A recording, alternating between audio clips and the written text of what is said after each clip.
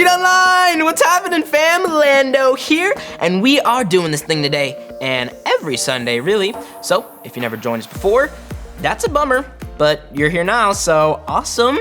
And what is better than this is UpStreet Live and in person. So if you're ever in Georgia, come check us out. Anyway, I have a sitch at school that I'm gonna need some advice about. Basically, it's like I need courage to do something that I know I should do, but yikes, it might cost me some friends.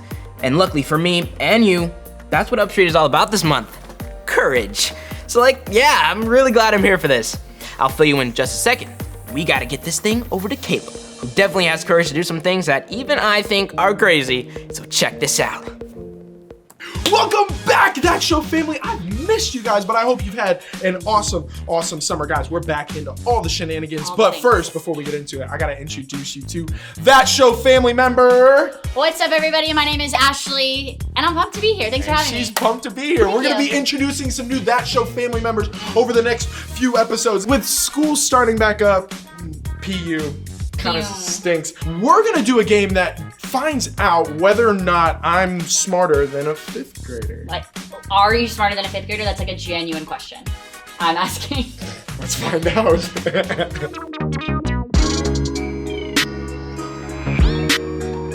Welcome back to this week's episode of Are You Smarter Than a 5th Grader? We have 4 beautiful, lovely, stunning contestants. And as a reminder, before we get started, it is Caleb versus all of the 5th graders. Are we ready? Yes. All right, our first question. What species can live both on water and land? Oh, Margo with the hand up first. What species can live on both land and water?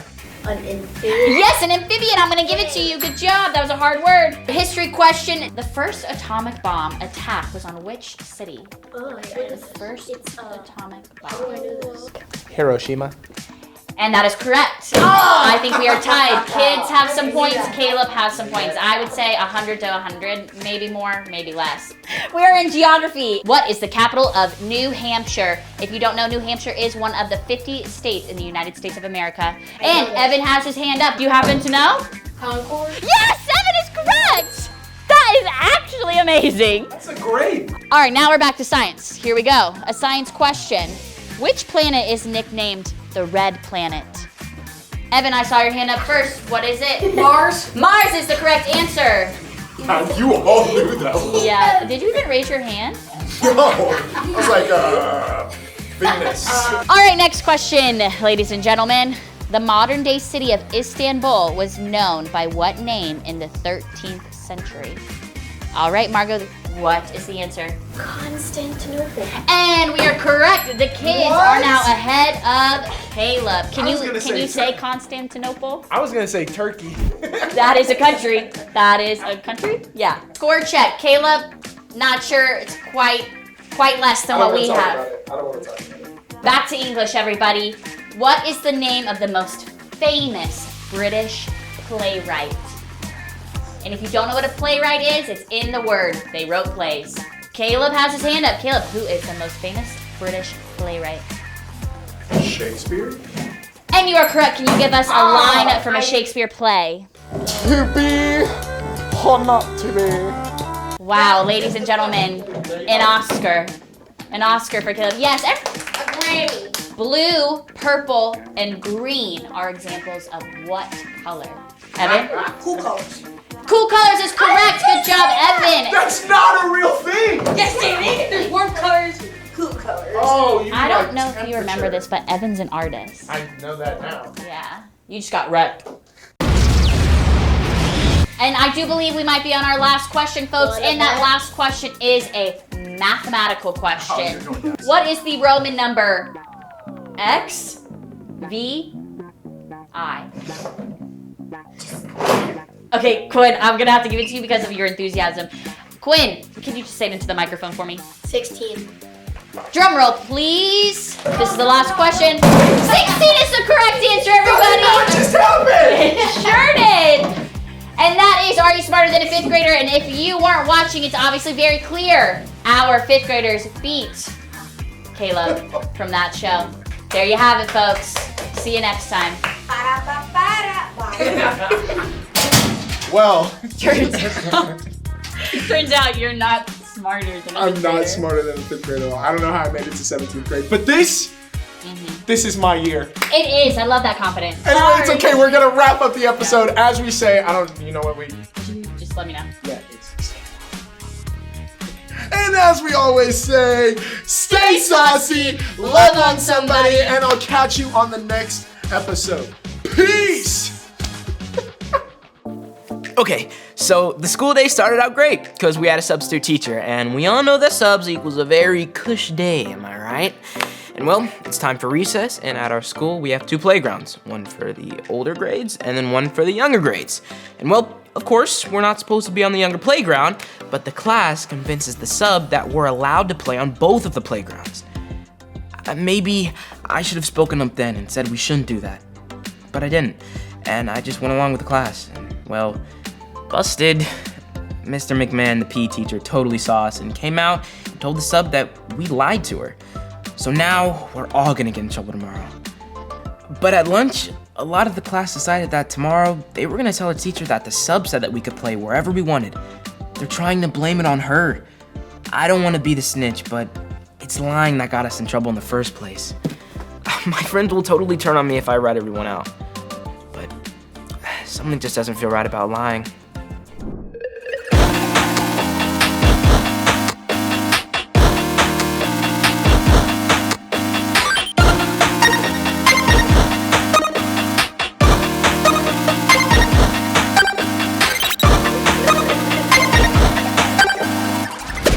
Ooh, Lando, that's a tough one. But I think I got you with today's story, so stay with me. I want to start off our conversation about courage with a game. We're going to play Would You Rather, Extreme Edition. You're going to see a Would You Rather question, and both options are going to be extreme. But you have to choose one. If you pick the answer on the left, give me a little finger point over here while showing off your bicep. If you have one. If you pick the answer on the right, do the same on the right side. Okay, here we go. Would you rather go skydiving or scuba diving? Do you like the air? Do you like the sea? Which one would you rather do? Both a little dangerous. Personally, I like the land. Okay, would you rather walk on a tightrope or swing from a trapeze? Not a good one if you don't like heights, but you gotta choose one. All right, how about this one? Would you rather drink a bottle of hot sauce or drink a bottle of lemon juice? Oof, I think either way, something's coming back up.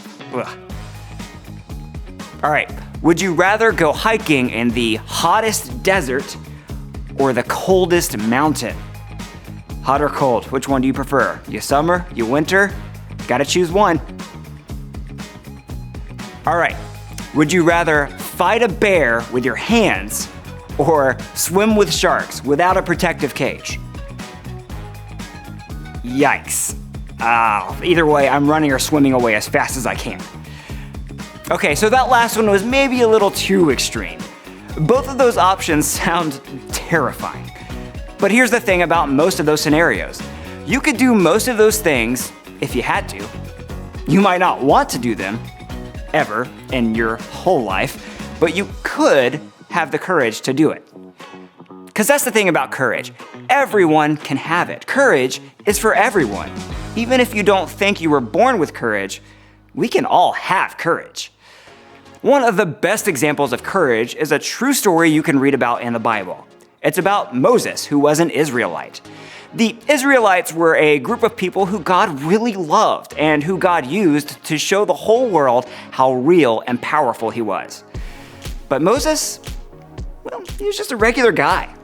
There was nothing special or powerful about him, and God wanted to use totally regular Moses to do something totally unbelievable. See, Moses' fellow Israelites were slaves in Egypt.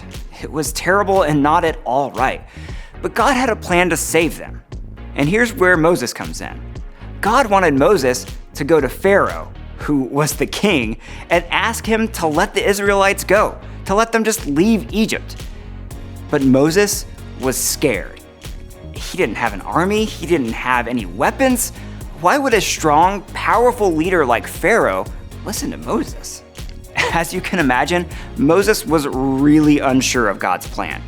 And so he started making excuses.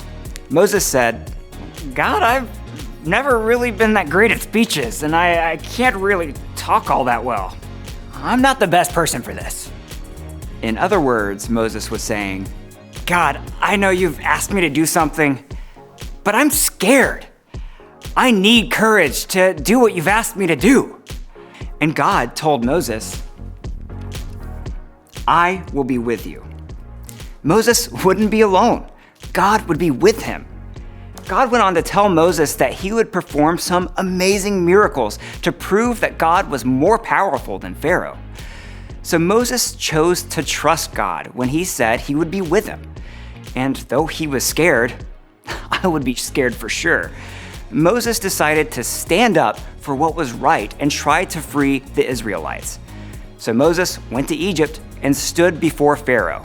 And then, remembering that God was with him and that he could trust God, Moses said, Pharaoh, Pharaoh, oh Pharaoh, let my people go.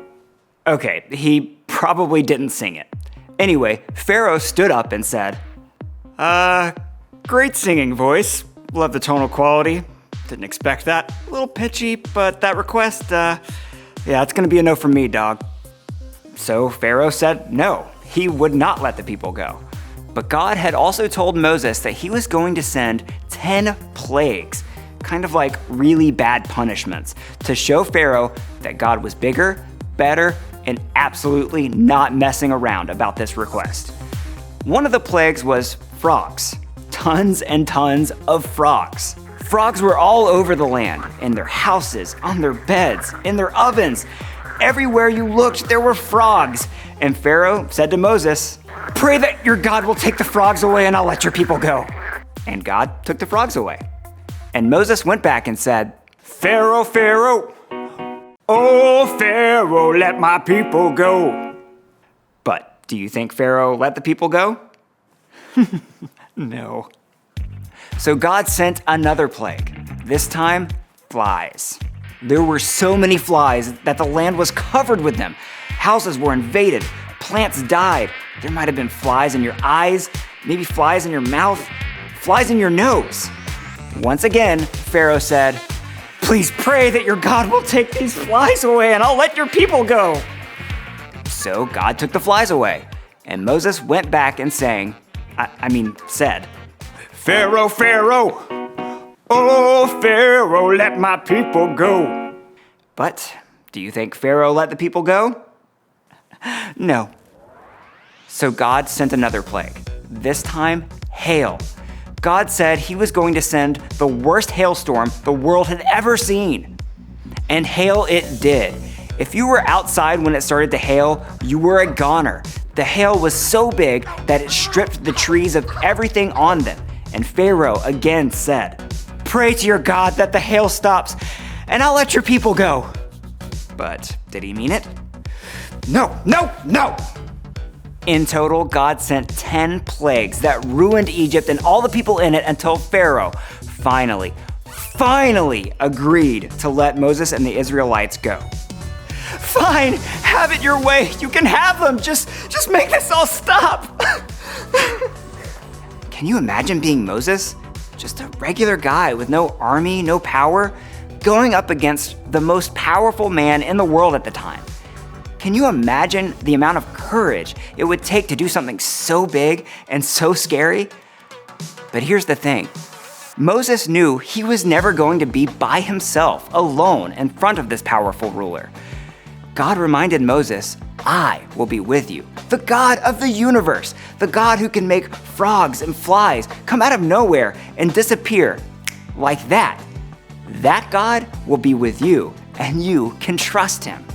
Moses stood up for what is right because he wasn't standing alone. And that promise gave Moses courage. And God will give you the courage to do what is right, because God gives us the very same promise. God tells us, I am with you. You can always trust him. In a moment or situation where you need to be brave, remember, God will give you the courage to do what is right. we tend to think it's just us versus the person we're trying to have courage to face. And maybe for you, it's someone at school picking on you or picking on your friend.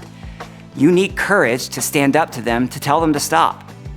Or maybe you lied to your teacher or your parents, and now you have to tell them the truth. In those moments, you're not alone. It's not just you. It's you and it's God. He is with you, and you can trust Him. Everyone has access to courage when they remember that courage comes from God. God will give you the courage to do what is right. So let's pray and ask God to help us rely on Him for that courage. God, we need your help to have courage this week. At home, at school, on the bus, and playing with friends, we're going to need to stand up for what is right. Help us remember that you are with us, and we can always trust you. You're awesome, God. We love you. Amen. Be strong and courageous. Do not be afraid. Do not be discouraged. For the Lord your God will be with you wherever you go. Joshua 1:9. Be strong and courageous. Do not be afraid. Do not be discouraged. For the Lord your God will be with you wherever you go. Joshua 1:9. Whoa. Okay, so I'm definitely not dealing with a pharaoh, although my teacher does have pictures of herself in front of the Great Pyramids. Is she a pharaoh? That's not possible, right?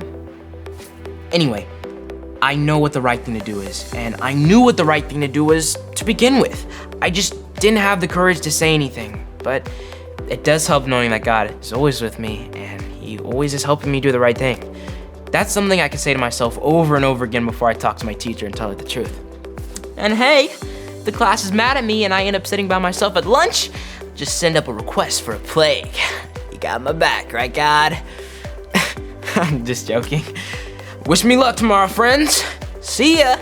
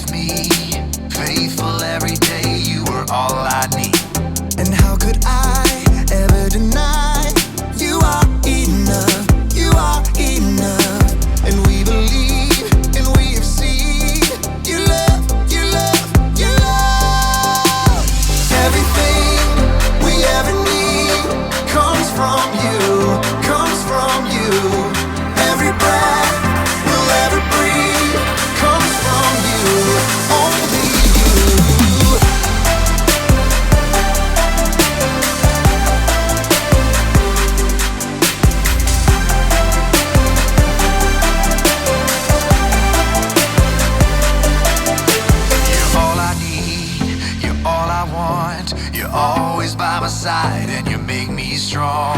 And how could I ever deny you are enough?